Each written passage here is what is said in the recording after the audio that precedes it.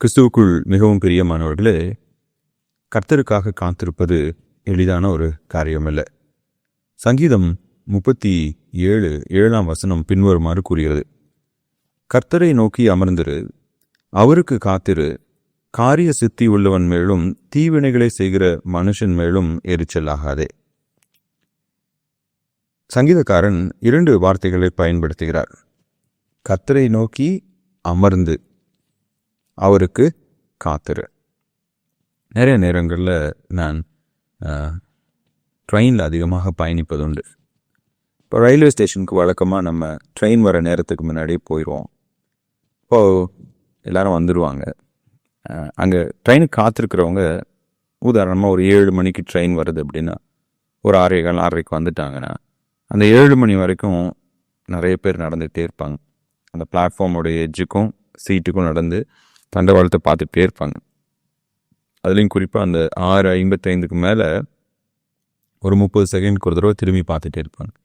7 மணிக்கு மேலே ட்ரெயின் வரல அப்படின்னா ரொம்ப ரெஸ்ட்லெஸ்ஸாக அவங்க இருக்கிறத நம்ம பார்க்கலாம். சாதாரண ஒரு ட்ரெயின் வரத்துக்கே நமக்கு காத்திருக்கிறதுக்கு பொறுமை இல்லை. அதே போல தான் நம்முடைய வாழ்க்கையில் கடவுள் அவரிடத்துல நாம் அமர்ந்திருக்க வேண்டும், காத்திருக்க வேண்டும் என்று விரும்புகிறார். குறிப்பாக இந்த இடத்துல நம்ம எப்போ காத்திருக்க தயங்குவோம் அப்படின்னா, காரிய சித்தி உள்ளவன். இந்த காரிய சித்தி உள்ளவன் என்றால் அவன் ஒருவேளை கடவுளை நம்பாத ஒருவனாக இருக்கலாம். ஏமாத்துறதன் மூலமாகவோ, இல்லை லஞ்சம் கொடுக்கறதன் மூலமாகவோ, இல்லை தன்னுடைய தந்திரத்தின் மூலமாகவோ தான் நினைத்ததை நடத்தக்கூடிய திறமை உள்ளவன். இப்போ அந்த காரிய சித்தி உள்ளவனை நம்ம பார்க்குறப்போ, என்னடா நம்ம கடவுளுக்காக ஒரு காரியத்தை செய்யணும்னு நினைக்கிறோம், நமக்கு ஒன்றுமே கைக்கூடி வர மாட்டேங்குது. ஆனால் அவன் பாரு, இதை செய்யணும்னு நினைக்கிறான், ஒரு பிஸ்னஸ் தொடங்கணும்னு நினைக்கிறான், ஒரு வீடு கட்டணும்னு நினைக்கிறான், எல்லாமே அவனுக்கு காரியம் கைக்கூடி வருதே அப்படின்னு சொல்லி அவனை பார்த்து நம்ம சோர்ந்து போகக்கூடும். இன்னொன்று, தீவினைகளை செய்கிற மனுஷர் மேலும் எரிச்சலாகாதே. தப்பு பண்ணுறவனாலையும் அவன் நினைத்ததை சாதிக்க முடியுது இல்லைங்களா? இன்னைக்கு அரசியல் ஊடகமாக இருக்கட்டும், இல்லை வேலை செய்கிற இடமாக இருக்கலாம், நம்ம குடியிருக்கிற இடமாக இருக்கலாம், தீயவர்கள் எளிதில் செழிப்படைகிறார்கள். நிறைய பணம் சம்பாதிச்சிடுறாங்க, நிறைய ஆதாயத்தை அவர்கள் பெற்றுக்கொள்கிறார்கள். இப்போ இந்த 2 விதமான மனிதர்களை நம்ம பார்க்குறப்போ நமக்கு ஒரு மாதிரி வெறுப்பாகுது. நம்ம நினச்சது நடக்கலை, நம்ம கடவுளுக்காக வாழணும்னு நினைக்கிறோம், நம்மளால் எதுவுமே செய்ய முடியல, ஆனால் அவங்க எல்லாத்தையும் செஞ்சு முடிச்சிடறாங்களே. இந்த சூழ்நிலையில தான் சங்கீதக்காரன் சொல்கிறாரு, நீ அமர்ந்திரு, நீ காத்திரு.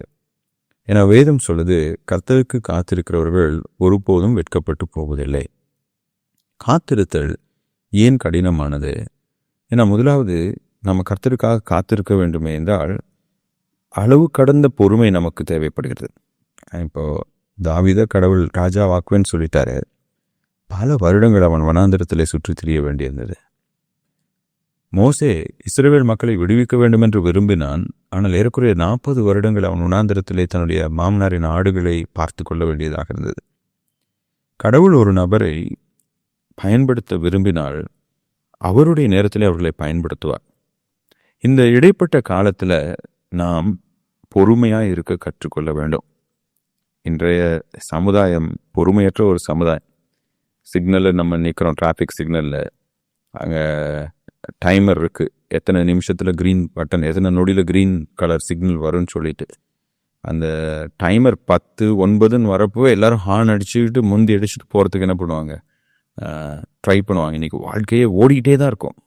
உட்காந்து நம்ம யோசிக்கிறதுக்கு நேரம் இல்லை. என்னுடைய குடும்பத்தை நான் எப்படி நடத்துகிறேன், என்னுடைய தனிப்பட்ட வாழ்க்கையை நான் எப்படி நடத்துகிறேன், எனக்கும் கடவுளுக்கு இருக்கிற உறவு எப்படி இருக்குது, சபையில் என்னுடைய ஈடுபாடு எப்படி இருக்குது, இந்த சமுதாயத்துக்கு நான் என்ன பயனுள்ளவனாக இருக்கிறேன் என்று நம்மை நாமே நிதானித்து அறிவதற்கு நேரம் இல்லை. ஓடிக்கொண்டே இருக்கின்றோம். அதனால தான் சங்கீதக்காரன் சொல்ல, நீ ஃபஸ்ட்டு அமர்ந்துரு, உன்னை நீ நிதானித்துப்பார், பொறுமை. 2வது, காத்திருக்கும் போது அளவு கடந்த விசுவாசம் நமக்கு தேவைப்படுகிறது. கர்த்தர் மீது அளவு கடந்த ஒரு விசுவாசம் இருந்தால் மட்டுமே கர்த்தர் ஒரு காரியத்தை செய்யும் வரை நாம் அவருக்காக காத்திருக்க முடியும். எனவே எனக்கு அன்பானவர்களே, நாம் நினைத்த நேரத்தில் நடக்கவில்லை என்பதனால் நாம் சோர்ந்து போக வேண்டாம். கர்த்தர் எல்லாவற்றுக்கும் அதினதின் காலத்திலே எல்லாவற்றையும் நேர்த்தியாய் செய்கின்ற தேவன். நாம் பொறுமையாய் அவரில் விசுவாசமாய் இருக்கும்போது அவருடைய நேரத்திலே எல்லாவற்றையும் நேர்த்தியாக செய்ய வல்லவராயிருக்கிறார். அப்படிப்பட்ட பொறுமையும் நம்பிக்கையும் தேவன் நமக்கு கொடுப்பாராக. ஆமென்.